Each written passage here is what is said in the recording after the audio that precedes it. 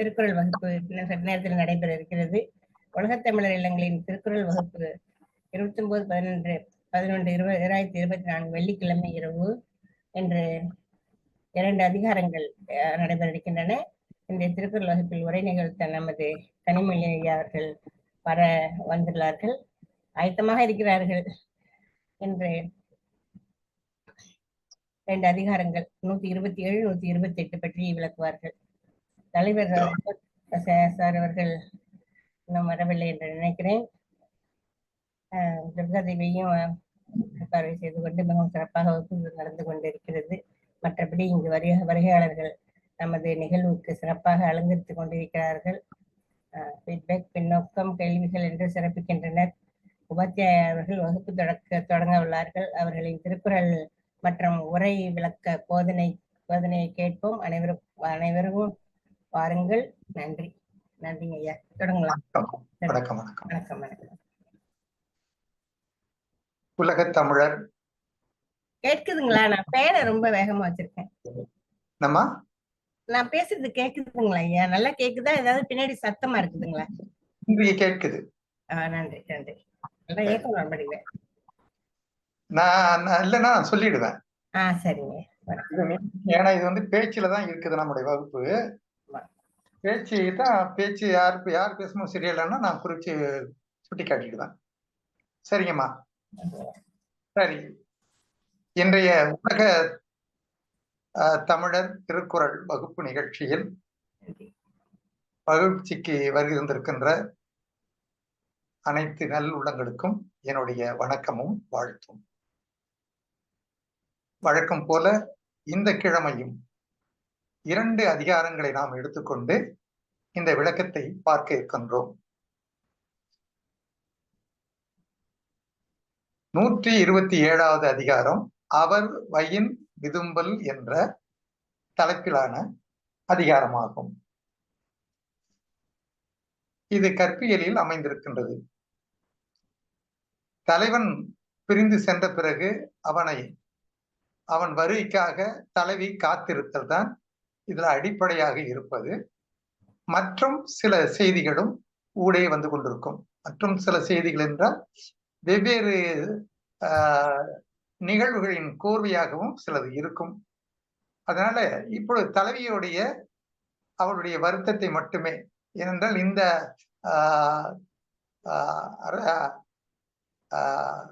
களவியலும் சரி கற்பியலும் சரி 2 ஏடுகளிலுமே ஒரு தலைவியின் துன்ப வெளிப்பாடுகளாகவே இருக்கும். அதை திருவள்ளுவர் இலக்கிய நயத்தோடு கொண்டு வந்து காட்டியிருப்பார்கள். இன்று நாம் பார்க்க இருக்கின்றது இந்த அதிகாரத்தில் முதல் பாடல்,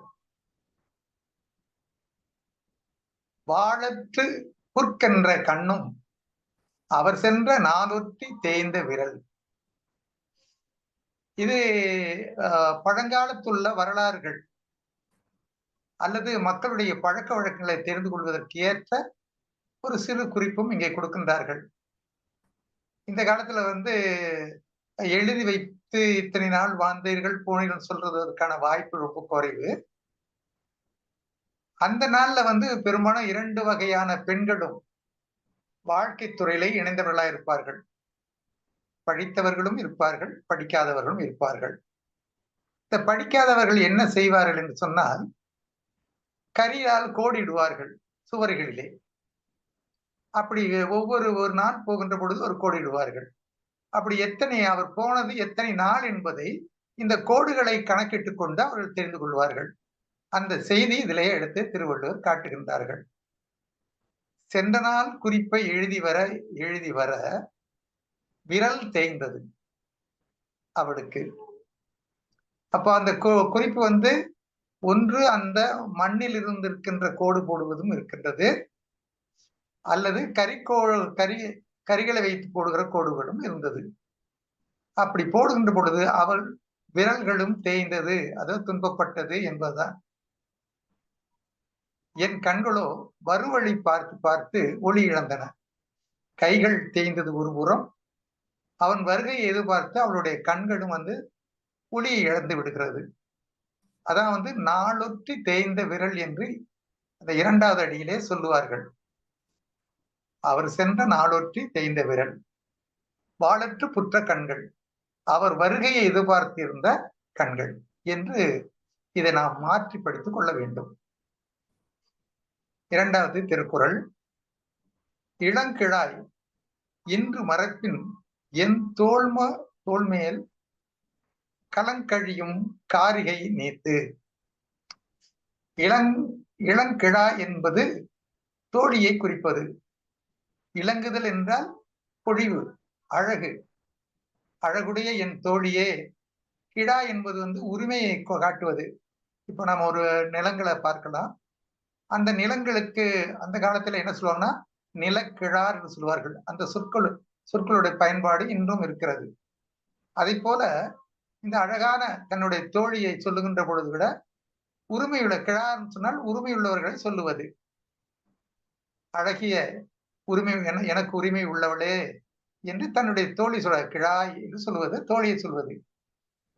இன்று மரப்பின் ஏனென்றால் அவர் சொல்றார், ஏன் அவரே பற்றி நினைத்து கொண்டிருக்கிறாய், நீ அவர் மறந்து விட்டு உன் கடமைகளை செய்யுன்னு சொல்றாங்க. அது சொல்றாங்க, இன்று மரப்பின் என் தோள் மேல் இளங்கழியும் காரிகை நீர்த்து. தோழி, காதலர் பிரிவை மற என்கின்றாய், மறந்தால் தோள்கள் மெழிந்து கைகளும் மெழிய வளையல்கள் கலன்று விடும். எப்பொழுதுமே இது பற்றி நான் 2-3 முறை நான் சொல்லியிருக்கின்றேன். ஏனென்றால் ஒரு தோள்கள் தான் வந்து கை மெழுவுக்கு காரணமாக இருப்பது. அந்த தோல் தான் வலிமை உள்ளதாக இருக்கும்.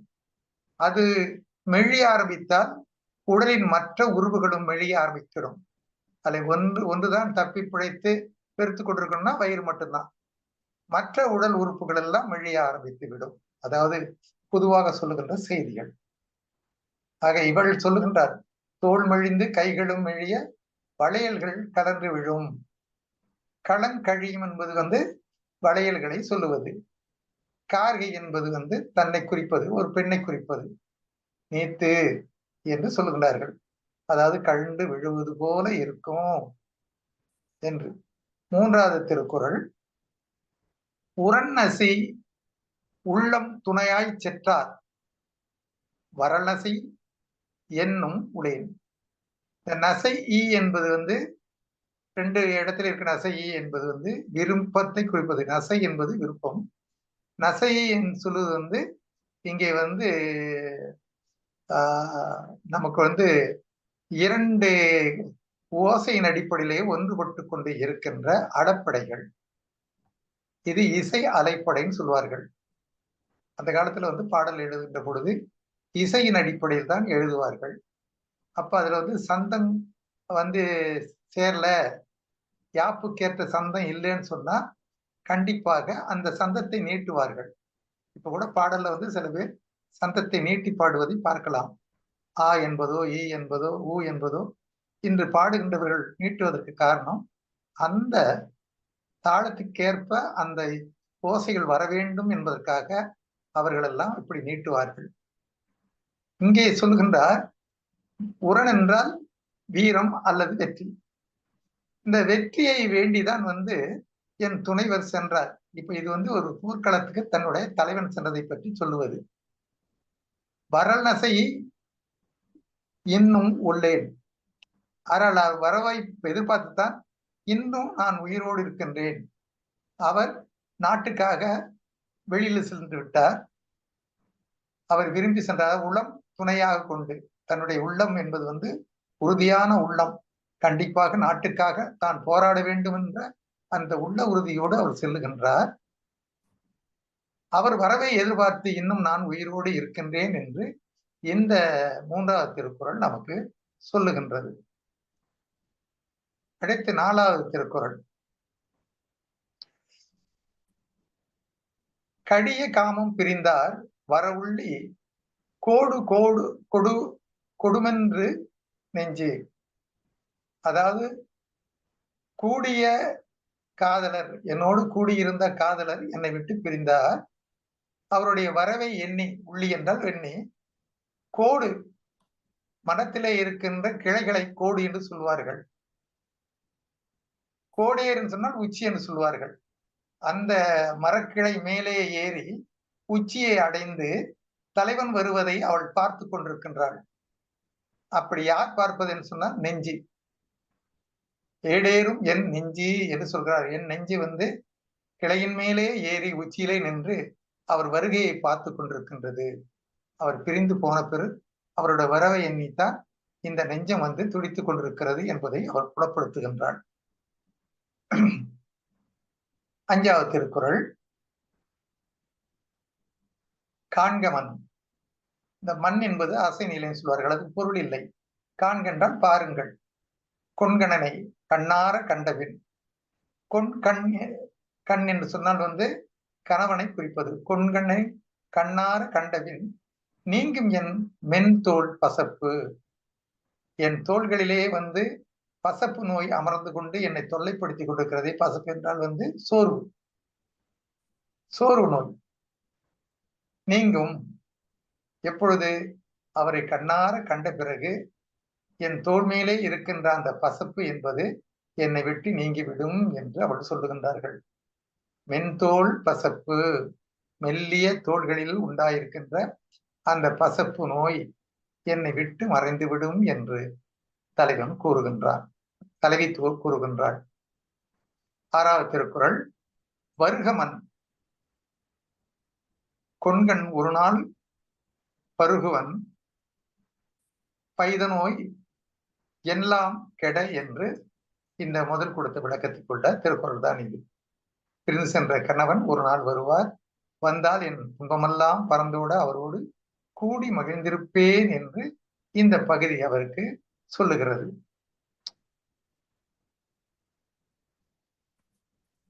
அடுத்து 7வது திருக்குறள். புலப்பேன் கொல் புல்லுவேன் கொல்லோ கலப்பேன் கொல் கண்ணன்ன கேளீர் வரின். கண் போன்ற தலைவர் வருவாரானால் யான் அவரோடு ஊடல் கொள்வேனா? மாட்டேன். அவரை தழுவி கூடி மகிழ்ந்திருப்பேன் என்று தலை சொல்கின்றார்கள்.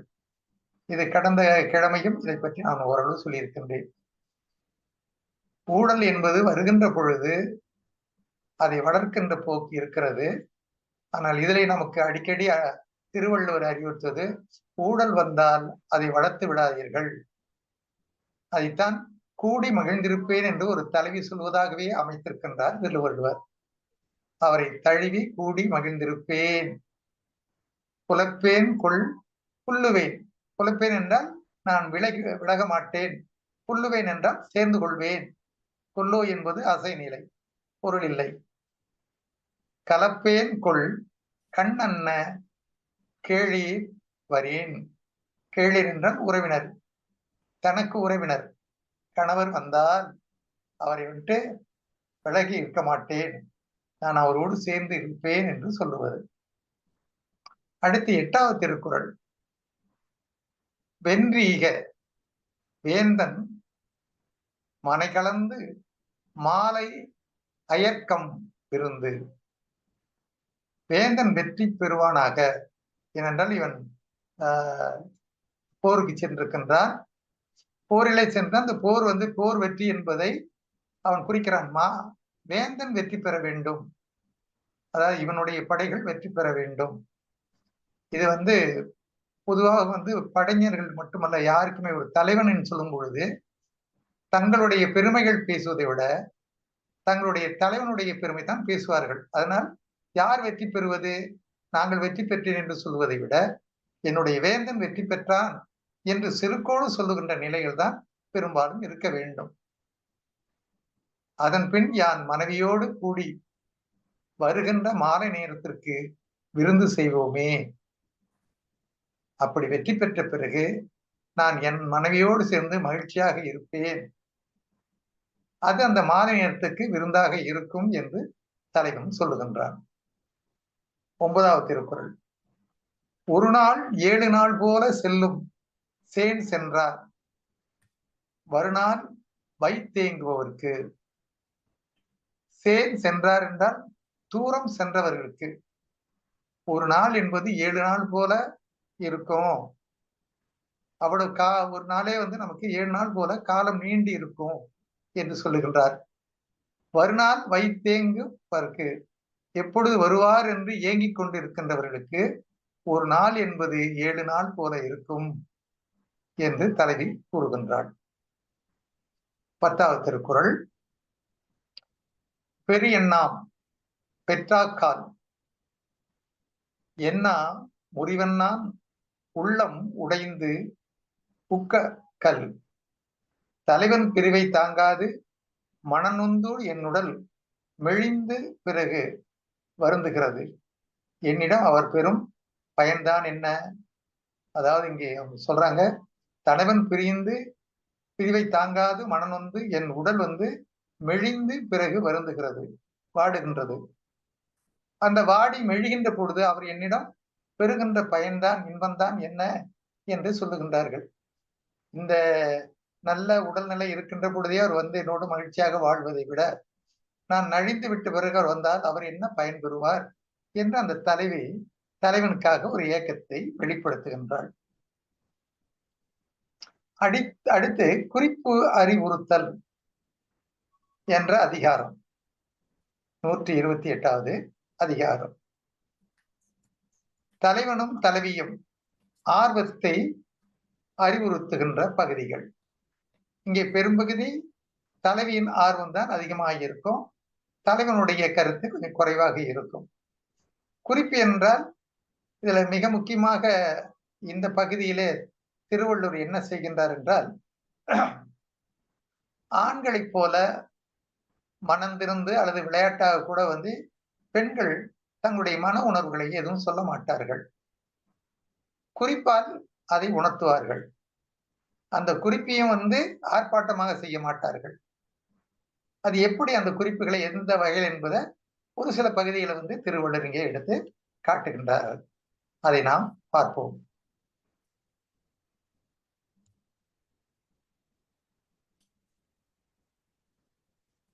கரப்பினும் கைகண் தொல்லானின் உண்கண் உரைக்கள் உருவதொன்று உண்டு. இங்கு பொதுவாக சொல்லுகின்றார்கள்,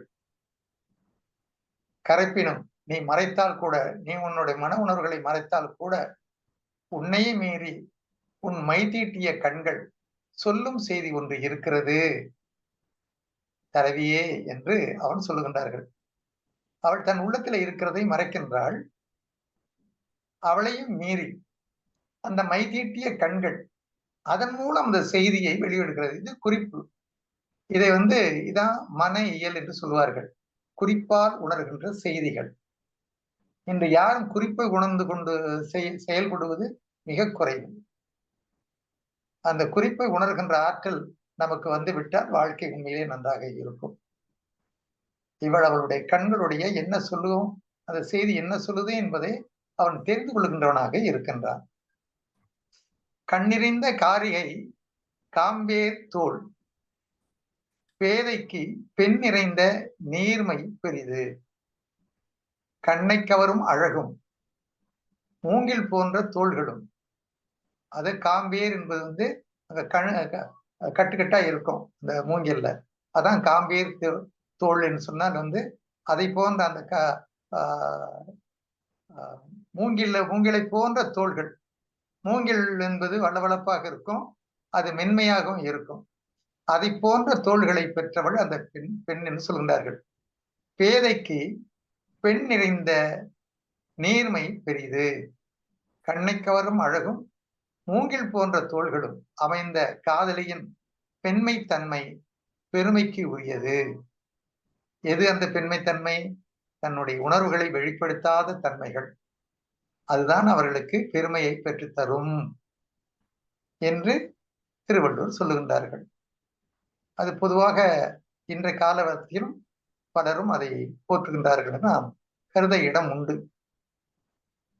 அடுத்து இன்னொரு பகுதியில் எப்படி ஓமையை வைத்து சொல்லுகிறார்கள், மணியில் திகழ்தரு நூல் போல மடந்தை அணியில் திகழ்வது ஒன்று உண்டு. இந்த மணிகளின் உள்ளே நூலால் கோத்துதான் அந்த மணிகளை கட்டுவார்கள். அப்படி கட்டுகின்ற பொழுது நூல் அந்த மணிகளை எல்லாம் ஒன்று சேர்த்திருக்கின்ற நூல் வந்து உள்ளே இருக்கும். அதை போல இந்த பெண் தான் அழகான அணிகளை அணிந்து கொண்டிருக்கின்றால் அந்த அணிகளின் மூலம் தோன்றுவது ஒன்று உண்டு என்று இவன் சொல்லுகின்றார்கள். எப்பொழுதுமே கணவனை பார்க்க போகின்ற பொழுதோ அல்லது உரிய அவர்களுக்குள்ள அவனை மகிழ்விக்க வேண்டும் என்பதற்காகவோ இந்த பெண்கள் நல்ல உடைகளை அணிந்து அழகாக தோற்றம் தருவார்கள். அந்த தோற்றத்திலும் அவளுடைய குறிப்பு உண்டு என்று தலைவர் சொல்கின்றார்கள். அணியில் திகழ்வது ஒன்று உண்டு, மணியில் திகழ்தரு நூல் போல மடந்தை அணியில் திகழ்வது ஒன்று உண்டு என்று அந்த அணியை பற்றி சொல்லுகின்றார்கள்.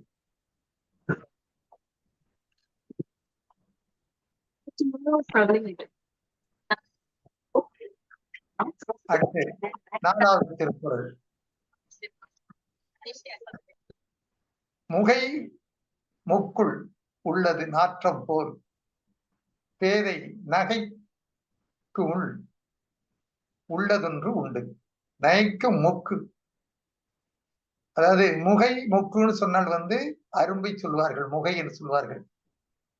இன்னும் சில இடங்கள்ல பார்க்கிறார் முகை என்று சொன்னால் வந்து மலர்வதற்கு முன்னால் இருக்கிற மொக்கு. அப்ப அந்த மொக்குக்குள்ள என்ன இருக்கிறது? நாற்றம் இருக்கிறது. நாற்றம் என்றால் பழங்காலத்திலே மனத்தை நாற்றம் என்றுதான் சொல்லுவார்கள். நாற்றம் இருக்கிறது. இது நல்ல ஒரு ஓமை. அதை போல இந்த பெண்ணுடைய நகைக்கின்றான், அதற்குள்ளே ஒரு குறிப்பு இருக்கிறது, சிரிப்புக்குள்ளே ஒரு குறிப்பு இருக்கிறது என்று அந்த தலைவன் சொல்லுகின்றார். பேதை நகை முக்குள் உள்ளதொன்று உண்டு என்று அவன் சொல்லுகின்றான். சரி, அடுத்து 5வது திருக்குறள். செறிதொடு செய் திறந்த கள்ளம்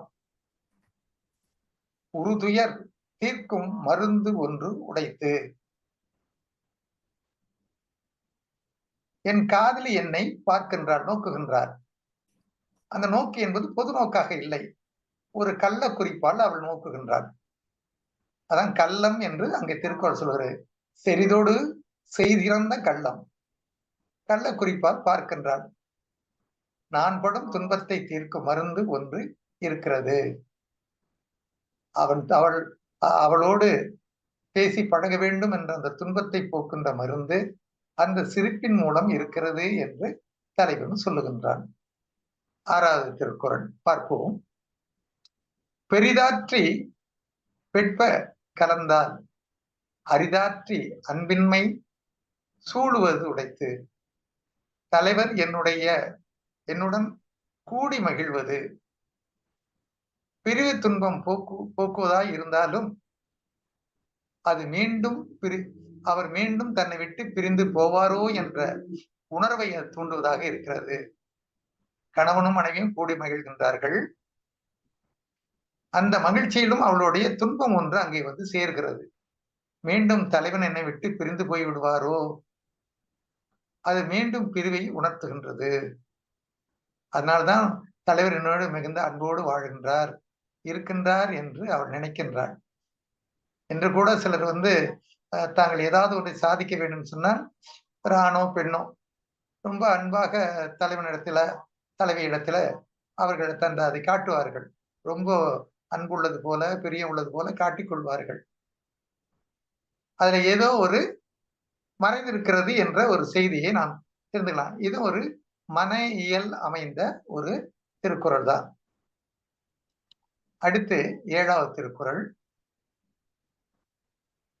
தன்னம் துறைவன் தனந்தமை குளிர்ச்சியான துறைகளை உடையவன். அதாவது பெரும்பாலும் ஆற்றங்கரை ஓரங்களிலே இருக்கின்ற அந்த படகுகள் அணைகின்ற இடங்கள், படகு வந்து நிக்கிற இடத்தை வந்து துறைன்னு சொல்வார்கள், படகு துறை என்று சொல்வார்கள். அப்போ தன்னம் துறை என்றால் மிக குளிர்ந்த சூழ்நிலை உடைய அந்த துறைவன் தனந்தமை. இங்கே தனந்தமை என்றால் என்னை விட்டு பிரிந்தது. நம்மினும் உன்னும் உணர்ந்தன வளை என்று சொல்கிறார்கள். நம்மை விட உன்னமே உணர்ந்தது இந்த வளையல். தன்னம் துறைவன் தன்னமை தம்மின் முன்னம் உணர்ந்த வளை. காதலன் பிரிய இருப்பது எமனுக்கு முன்னமே எம் மெலிந்த கைகளில் கழலும் வளையோசை உணர்த்தி விட்டன.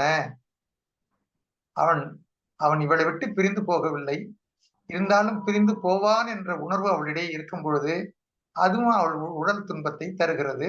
அவள் உடல் மெழுகின்றது. ஏனென்றால் அவன் போகின்றது பலவிதமான தொழிலுக்கு போவார்கள், பொருளீட்ட போவார்கள். இதுல தலைவன் பெரும்பாலும் போருக்கு செல்கின்றான், கல்விக்கு செல்வார்கள், தூதாக செல்வார்கள், பல பல வேலைகளாக செல்வது உண்டு. 8வது திருக்குறளை பார்ப்போம். நறுநற்று செற்றார் எம் காதலர் யாமும் 7 நாளாம் மேனி பசந்து என்று சொல்கின்றார்கள். தலைவர் நேற்றுதான் பிரிந்தார், உடன் மேனியில் பசலை படர்ந்தது. அந்த துன்பம் 7 நாட்கள் ஆனது போல இருக்கிறது. ஏனென்றால் ஒரு நாள் பிரிவை தலைவனுடைய பிரிவை எண்ணுகின்ற பொழுது 7 நாட்கள் என்று நமக்கு ஆரம்பத்திலேயே திருவள்ளுவர் சொல்லியிருந்த அதே கருத்தை அந்த 7 நாட்களை பற்றி மீண்டும் அவர் சொல்லுகின்றார்கள். தலைவன் நேற்றுத்தான் பிரிந்தார், உடன் மேனியில் பசலை படர்ந்தது. பசலை என்றால் இந்த துன்ப நோய். அதன் துன்பம் 7 நாட்கள் ஆனது போல இருக்கிறது என்று அவர் சொன்னார். நெருநற்று சென்றார் எம் காதலர் யாமும் 7 நாளாம் மேனி பசந்து என்று கூறுகின்றார். அடுத்து 9வது திருக்குறள். தொடி நோக்கி மென்தோளும் நோக்கி அடிநோக்கி அத்தாண்டு அவள் செய்தது.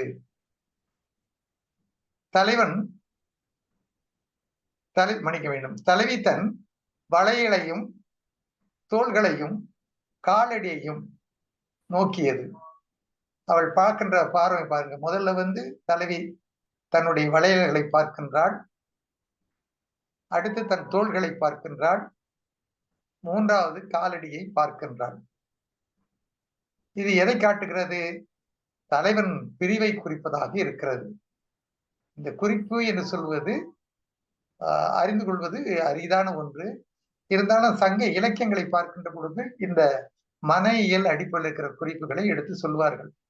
எந்த இடத்த ஒருத்தவங்க பார்க்கறாங்க சொன்னா அந்த இடத்துல இருந்து என்ன நோக்கு வரும், என்ன விளைவுகள் வரும் என்பதை தெரிந்து கொள்வது. ஆய்தோடி மென்தோளும் நோக்கி அடி நோக்கி அத்தாண்டு அவள் செய்தது. அதுதான் அப்போது அவர் செய்தது என்று திருவள்ளுவர் கூறுகின்றார்கள். 10வது திருக்குறள். பெண்ணினால் பெண்மை உடைத்தென்ப கண்ணினால் கண்ணோய் சொல்லி இரவு. பெண்டீர் தன் வேட்கையை கண்ணின் குறிப்பால் தெரியப்படுத்தும் பண்பு. இது நாம் முதன்மையே இருக்கிற ஒரு திருக்குறளை படித்தோம். வேட்கை என்றால் விருப்பங்கள். தன்னுடைய விருப்பத்தை கண்ணின் குறிப்பாலே தெரியப்படுத்தும் பண்பு பெண்மைக்கே பெருமை தருகின்ற பண்பாகும் என்று திருவள்ளுவர் சொல்கின்றார்கள். ஒரு பெண்ணுக்கு எது பெருமை என்றால் அதை பல வகையிலே வெளிப்படுத்துவதை விட தன்னுடைய கண்ணின் குறிப்பாலேயே அதை வெளிப்படுத்துவதுதான் அவளுக்கு அது பெருமை என்பதை திருவள்ளுவர் இந்த 10வது திருக்குறளை எடுத்து காட்டுகின்றார்கள். சரி, இன்னும் நமக்கு 15 நிமிடங்கள் ஏறத்தாழ இருக்கின்றன. நாம் மீண்டும் ஒரு பார்வை பார்த்து வந்து விடுகின்றோம்.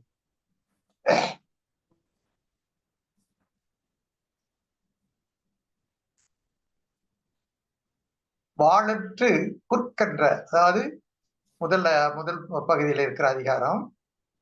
வாளற்று புற்கன்ற கண்ணும் அவர் சென்ற நாளுற்றி தேய்ந்த விரல். அவர் சென்ற நாட்களை எழுதி எழுதி கைவிரலும் தேய்ந்தன. அதை போல அவர் வழியை பார்த்து பார்த்து கண் ஒளியும் மங்குகின்றது.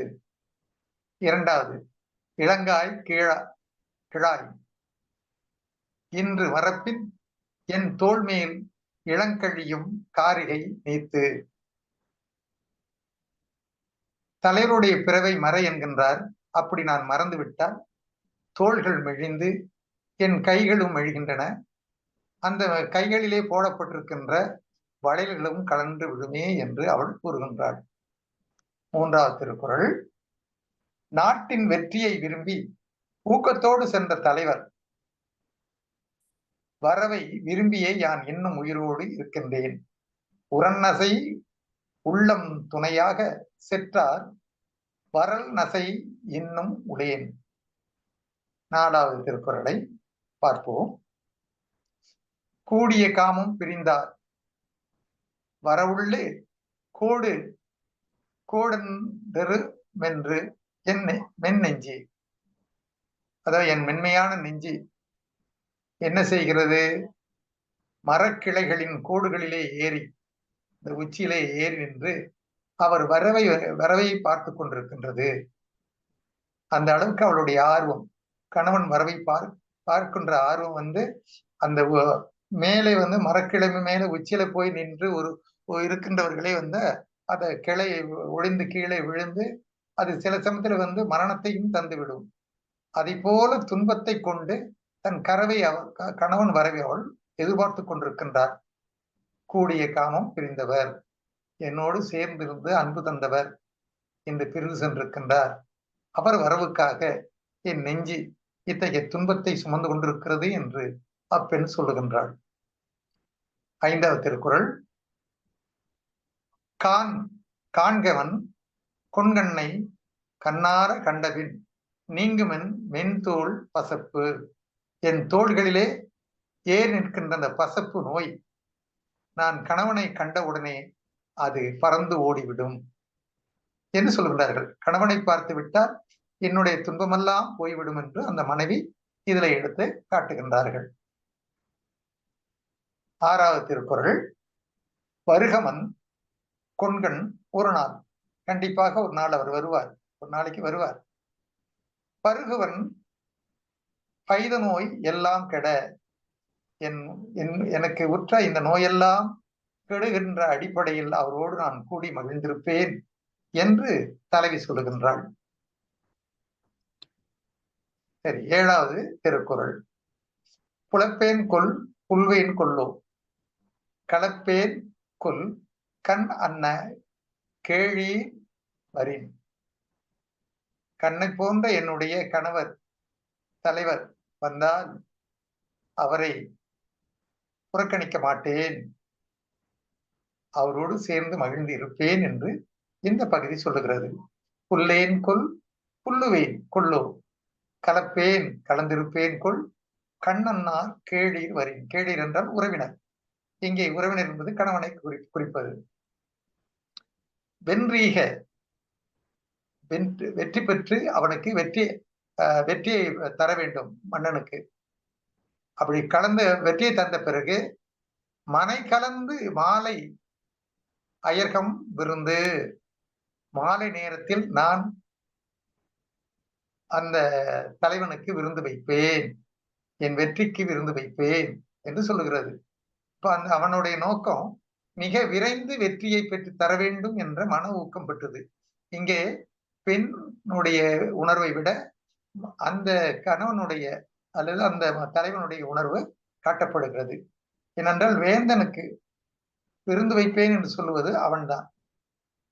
அடுத்து ஒரு நாள் 7 நாள் போல சென்றார் மறுநாள் வைத்தேங்குபவருக்கு, தூர சென்றவருக்கு, வருகின்ற நாளுக்காக ஏங்கி தைக்கின்ற இந்த பெண்ணுக்கு ஒரு நாள் என்பது 7 நாள் போல செல்லும் என்று அவள் சொல்லுகின்றாள். பிரிந்த தலைவர் வரும் நாளை நினைத்து இயங்குகின்ற இவளுக்கு ஒரு நாள் 7 நாளாக ஆகின்றது. 10வது திருக்குறள்.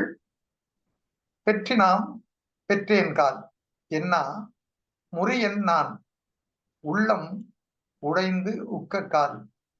தலைவன் பிரிவை தாங்காது மனநொந்து என்னுடன் நலிந்த பிறகு என் தலைவர் என்னிடம் என்னதான் பயன்பெறுவார் என்று கூறுவது இந்த திருக்குறள். அடுத்து நாம் அடுத்த அதிகாரத்துக்கு போகின்றோம். நேரத்தையும் பார்த்துக் கொள்வேன். நெருங்கிவிட்டால் நான் விட்டு விடுவேன், பார்த்துக் கொள்ளுங்கள். சரி, இருக்க பார்த்துட்டு தாக்கிறோமா. கரைப்பினும் கையிக தொல்லானின் உண்கண் உரைக்கல் உருவதொன்றுண்டு. அன்பே, நீ சொல்லுவது மறைத்தாலும், மன்னிக்க வேண்டும், அன்பே, நீ சொல்லுவதை சொல்லாது மறைத்தாலும் உன்னையும் மீறி உன் மை தீட்டிய கண்கள் சொல்லும் செய்தி ஒன்று இருக்கிறது. நீ சொல்லுகின்ற அந்த செய்தி ஒன்று இருக்கிறது என்று தலைவன் உணர்ந்து சொல்லுகின்றான். அடுத்து 2வது திருக்குறள்.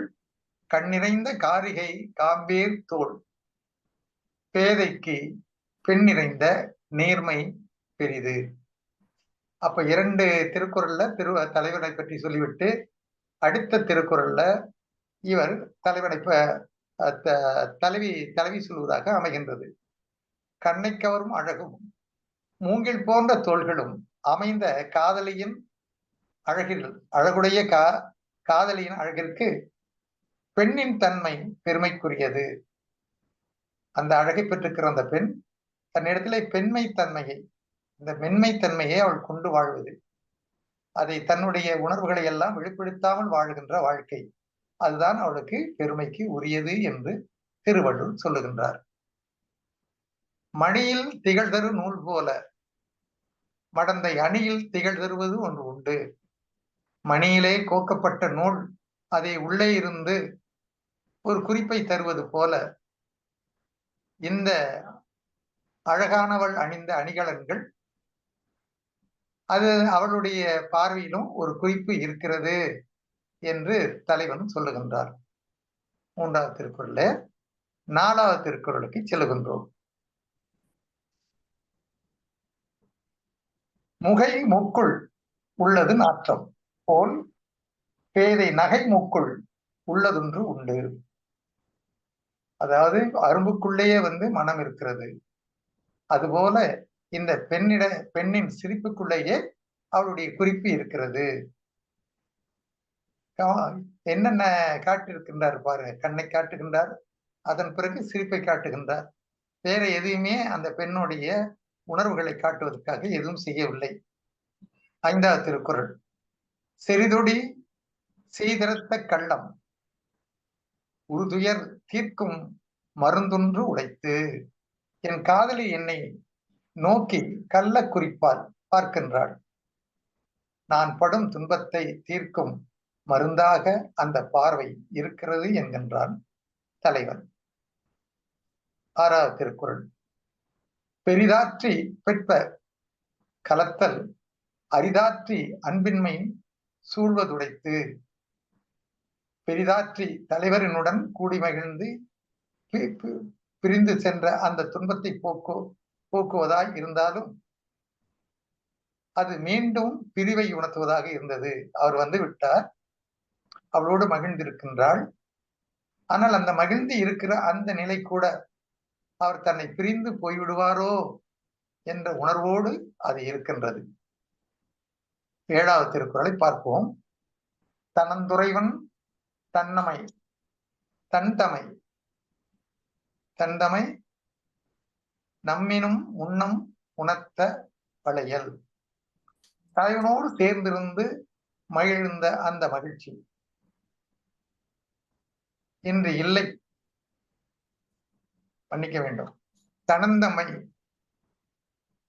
முன்னே மெலிந்திருந்த கைகள் கடலும் வளர்களை உடைத்தது. அவன் இங்கே பிரிந்து போன தலைவனை பற்றி சொல்லுகிறது. காதலன் பிரிந்து இருப்பதை தமக்கு முன்னவே மெலிந்த கைகளின் கடலும் வளையோசை உணர்த்தி விட்டன. அவன் கண்டிப்பாக வீட்டில்தான் இருக்கின்றான், பிரிந்து போய்விடுகமா என்ற உணர்வுகளை அங்கே அந்த வளையல் காட்டி விட்டுகிறது. வீட்டில் இருக்கின்ற பொழுதும் அவன் பக்கத்தில் இருக்கின்ற பொழுதும் துன்பத்தைத்தான் அவள் கண்டுகொண்டு இருக்கின்றாள். நெருநற்று செற்றார் எம் காதலர் யாமும் 7 நாள் மேனி பசந்து. தலைவர் நேற்றுதான் பிரிந்தார். உடல் மேனியில் பசலை படர்கிறது. அந்த பசலையார் வடுகின்ற துன்பம் 7 நாட்கள் ஆனது போல இருக்கின்றது என்று தலைவி சொல்லுகின்றார்கள். அடுத்து 9வது திருக்குறள். தொடி நோக்கி மென்தோளும் நோக்கி. தொடி என்றால் வளையல். வளையலை பார்த்து அதன் பிறகு தோளையும் பார்த்து அடிநோ தோளும் நோக்கி அடி நோக்கி அத்தாண்டு அவள் செய்தது. அதுதான் அடியையும் பார்க்கின்றாள், கீழ் அடியையும் பார்க்கின்றாள், காலடியையும் பார்க்கின்றாள். அப்போ அதுதான் அவர் செய்தது. அப்ப அவளுடைய துன்பத்தை இந்த ஒவ்வொன்றை பார்க்கின்ற பொழுதே கணவனுக்கு அவள் உணர்த்துகின்றாள். தலைவனுக்கு அவளுடைய தோள்களையும் பார்க்கின்றாள், அவருடைய தொடி என்று சொல்லுகின்ற வளையலையும் பார்க்கின்றாள், அடியையும் பார்க்கின்றாள். இதன் மூலம் அவனுக்கு தன்னுடைய பிரிவு துன்பத்தை உணர்த்துகின்றாள். பெண்ணினால் பெண்மை உடைத்தென்ப, கண்ணினால் காம நோய் சொல்லி இரவு, பெண்டீர் தம் வேட்கையை கண்கள் குறிப்பால் தெரியப்படுத்தும் பண்பு பெண்ணுக்கே பெருமை தரும் பண்பாகும் என்கின்றது இந்த திருக்குறள். ஏறத்தாழ நாம் முடித்து விட்டோம். இனிமேல் உங்கள் இடத்தில் நான் இதை விட்டு ஒதுக்கிக் கொள்கின்றேன். நீங்கள் இனிமேல் நடத்துங்கள். நன்றிங்க ஐயா.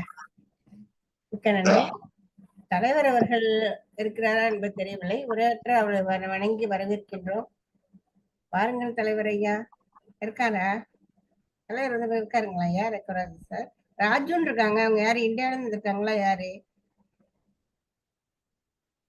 தெரியல. மொத்தம் எத்தனை பேர் இருக்காங்க?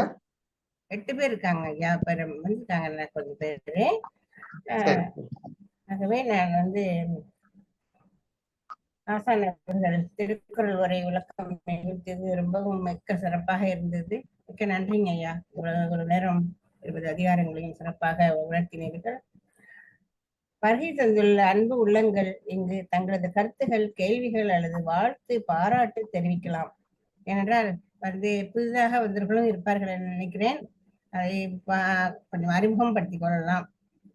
ஒரு 2 நிமிடம் கொடுக்கிறோம் என்றால் நேரம் முடிந்து விட்டது. ஆகவே ஒரு 2 நிமிடங்கள் அவர்கள் பேசிய பிறகு துர்கா அம்மா அவர்கள் நிகழ்ச்சி பற்றி கொஞ்சம் பேசுவோம். நன்றி. ஹலோ,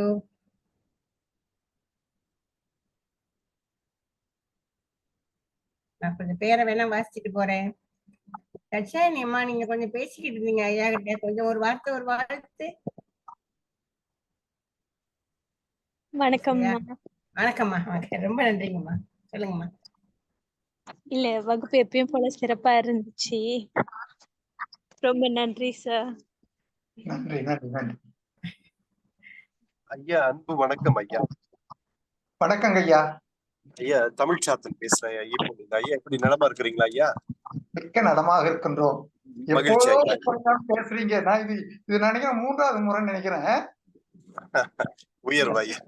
ஐயா இந்த திருக்குறள் நம் வாழ்வின் நெறிய, நம் மறை நெறிய சீர்படுத்தி அது இந்த விளக்கங்கள் நம்மளோட அறிவாற்றலுக்கு ரொம்ப துணையா இருக்குங்க ஐயா. மிக்க மகிழ்ச்சி ஐயா. ஒரு 2 கேள்விகள் இருக்கு ஐயா கிட்ட. ஐயா, இந்த இல்லறம் நல்லறம், இந்த இல்லறம் நல்லறம் இந்த ஐயா சொன்ன எல்லா குறளுக்கும் அது இணைந்து துணையா இந்த வாழ்க்கைக்கு அது இன்னும் சிறப்புகளை உருவாக்குறதுக்கு வாய்ப்பு இருக்கு ஐயா. அதை பத்தி சில விளக்கங்கள் கொடுங்க. 2வது ஐயா, இப்போ ஐயா பெண்மைன்னு சொன்னீங்க ஐயா. பெண்மை மென்மையா தாய்மையா ஐயா? இதுதான் என்னோட கேள்வி. சரி, தாய்மை என்று சொன்னாலும் அது சரியா அமையும். ஆனால் நாம என்ன சொன்னா, பெண்கள் தாய்மை உணர்வுக்கு உரியவர்கள். இங்க பெண்மை என்று சொல்லுவது உயர்ந்த குணம், பெண்களுக்கு உரிய உயர்ந்த குணங்கள். அந்த உயர்ந்த குணங்கள் என்பது நல்ல நெறிகளை கடைபிடித்து நடப்பது, தன்னுடைய உணர்வுகளையும் வெளிப்படுத்துகின்ற பொழுது அதை வெளிப்படுத்தாமலேயே குறிப்பால் மட்டும் உணர்த்துவது. இது ஒரு மனக்கட்டுப்பாட்டுக்குள்ள ஒரு செய்தி. அதை பெண்களிடத்தில் தான் பார்க்க முடியும், ஆண்களிடத்தில் பார்க்க முடியாது. அதை நீங்களே ஒப்புக்கொள்வீர்கள் என்று நான் நினைக்கின்றேன். அடுத்து இல்லறம் நல்லறம் என்பது நல்ல அறத்தை போற்றி வாழ்வது நல்லறம். இல்லறம் இல்லை, அந்த நல்லறம் என்பது பொதுவாக எல்லாருக்கும் உரியதாக இருப்பது. இல்லறம் என்பது இல்லத்திலே இருந்து வாழ்கின்ற கணவன் மனைவிக்கு மட்டும் உரியது. இது இல்லறத்தை போற்றி வாழ்வதற்கு அவர்களுடைய கடமைகள் எடுத்து சொல்லுவதுதான் இல்லறம். அது நல்லறத்திலும் இருக்கின்றது. நல்லறத்தை போற்றினால் இல்லறம் தானாக வந்துவிடும். ஆனால் நீங்கள் கேட்ட அந்த 2 மாறுபட்ட கருத்துக்களுக்காக இல்லிலே இருந்து ஆற்றுகின்ற கடமைகள் இல்லறம் என்றும், இங்கே பொதுவாக இருந்து ஆற்றுகின்ற அறச்செயல்கள் நல்லறம் என்றும் கூறலாம். ஐயா, மிக்க மகிழ்ச்சி ஐயா. தெளிவான விளக்கம் ஐயா. மிக்க நன்றி ஐயா. வணக்கம். நன்றி நன்றி நன்றி நன்றிங்க ஐயா. நன்றி நன்றி. அடுத்து கிருஷ்ணன் இருக்காங்க, அண்ணா ராமசாமி இருக்காங்க, ராஜு இருக்காங்க. அவங்க ஏதாவது கொஞ்சம் பேசலாமே. நேரம் போய்கிட்டு இருக்கிறது, அதனால கொஞ்சம் பரவாயில்ல பேசணும். ஒரு 5 நிமிஷம் எடுத்துக்கிட்டோம். பரவாயில்ல, அவங்க ஏதாவது செய்யும்போது. நன்றி. ராஜு அவர்கள் யார் என்று தெரியவில்லை, அறிமுகப்படுத்திக் கொள்ளுங்களேன். அடுத்து ராமசாமி அவர்கள், கிருஷ்ணன் அவர்கள், அடுத்து துர்காம்மா, நீங்க கொஞ்சம் பேசலாம். இன்னும் அதுக்கு முன்னாடி இந்த கருத்துக்கள் அல்லது கேள்விகள், பாராட்டுக்கள், வாழ்த்துக்கள் தெரிவித்தவர்கள் அனைவருக்கும், இந்த நல்லுள்ளங்களுக்கும் இங்க வந்து இந்த நிகழ்ச்சியில் கலந்து கடமைக்கும் இந்த நல்ல உள்ளங்களுக்கு எங்களது நன்றியை மனப்பூர்வமாக தெரிவித்துக் கொள்கிறோம். நன்றி. அடுத்து துர்காம்மா, நீங்க இருக்கீங்களா?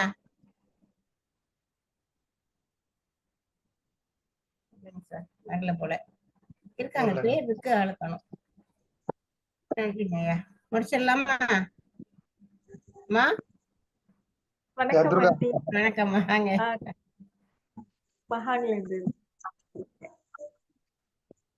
பேசுங்கம்மா.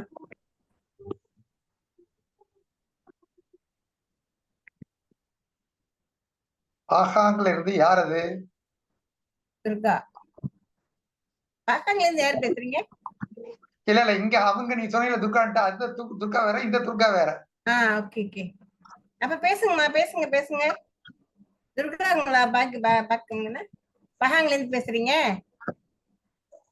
ஆமா பேசுங்கம்மா. நன்றி. இல்ல ஒண்ணும் இல்ல ஆண்டி பேசுறதுக்கு இப்போதைக்கு.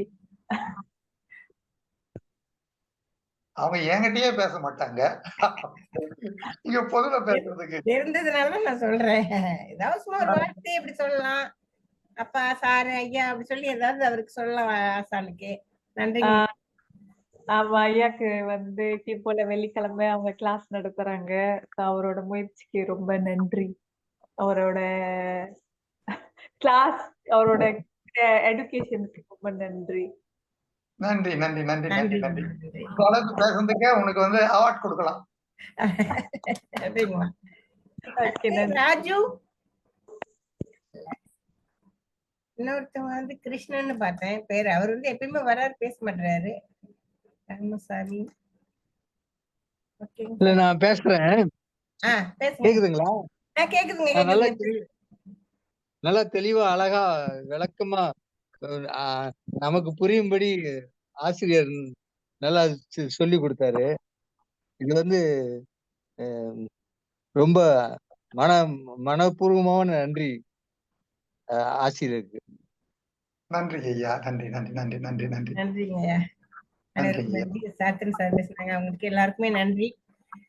வாழ்க வளமுடன், வெற்றி நிச்சயம், வாழ்க வையப்பம், வாழ்க வள்ளுவோம். இத்துடன் நன்றி உரை தெரிவித்துக் கொள்கிறேன். நன்றி உரை அனைவருக்கும் நன்றி. ஆசான் அவர்கள் பாட போதனையும் தலைவர் உரையும், தலைவர் துர்காம்மா நிகழ்த்திய சிற்றுரை மற்றும் இங்கு வருகை தந்திருக்கும் அனைவரும் நிகழ்ச்சியை அலங்கரித்தது மட்டுமல்லாது தாங்கள் சிறப்பித்ததும் அருமை. எங்களது நன்றிகள் பல உங்கள் அனைவருக்கும் நன்றி உணர்வோடு நன்றி தெரிவித்துக் கொள்கிறோம். மீண்டும் அடுத்த வாரம் வெள்ளிக்கிழமை சந்திப்போம். நன்றி திருக்குறளவர்களே. நன்றி. வாழ்க வளமுடன். ஐயா, முடிச்சிடலாம். நன்றி. யாரோ நன்றிங்க சொல்லியிருக்காங்க. உங்களுக்கு நன்றி சொல்லியிருக்காங்க ஐயா. ராமசாமி. நன்றி ஐயா.